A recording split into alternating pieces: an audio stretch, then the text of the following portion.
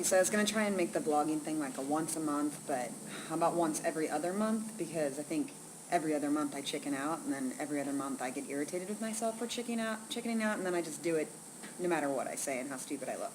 That's today. Some things have changed since the last time I did a video blog. I have an agent. Woo! And I got a tan, which is probably more pertinent to the video blogging. That's about it.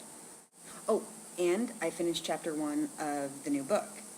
And you might be thinking, what, haven't you been working on that book for like months? Well, yes, technically, except it's been more of a bounce around and write a scene here and a scene there, and it's not going anything like the process went on Butter or even on Losers, the book before that.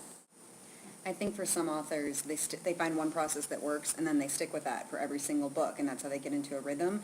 And what I'm learning about my own process is that there isn't necessarily a process, that I can't write this one book the same way I wrote the last book, because every story has to be told in its own way.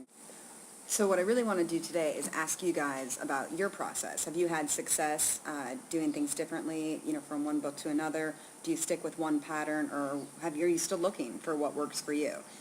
And I'm opening it up partly because I'm lazy about video blogging and I don't want to talk about myself too much, but also because I think the most interesting thing about the blog is your guys' responses and not anything that I have to say. So tell me your process. Your guys's? Really? Did I just make that up? Yeah, I write for a living. Like, not just for fun, but for my actual job, I write. Believe it or not. One last note, while editing this blog, I realized I am apparently incapable of speaking without my hands. It's an Italian thing, or it's just a my mom thing, and I am becoming my mother. Also, my mom is awesome, so this is not a bad thing. Love you, Ma.